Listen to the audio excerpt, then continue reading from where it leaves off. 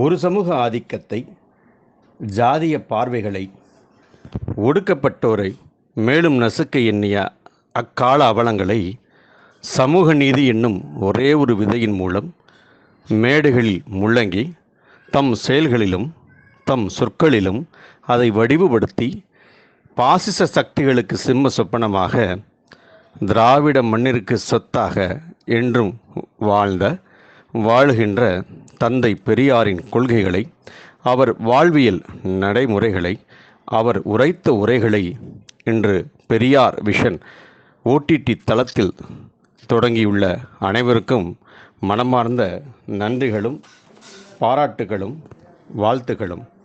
ஆம், சமூகம் இதை கவனித்து அதனை பரவ செய்வது அவசியம், காலத்தின் தேவை.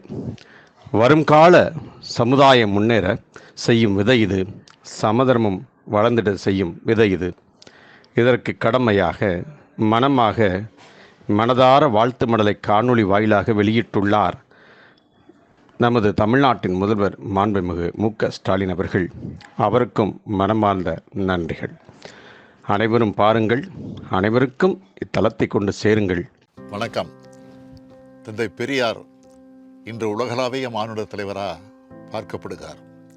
அந்த வகையில் இன்றைய காலத்தின் தேவையா தொடங்கப்பட்டுள்ள பெரியார் விஷன் ஓடிடி தளத்தை பாராட்டுகிறேன்.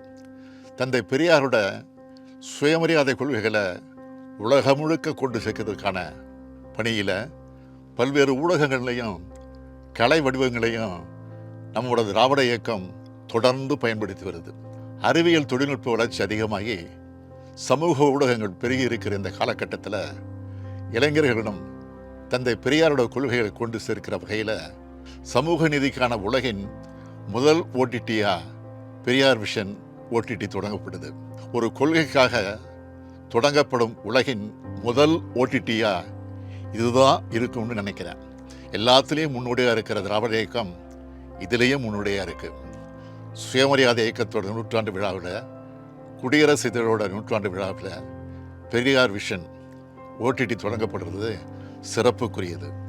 பெரியார் விஷன் வெல்க, வெல்லும்.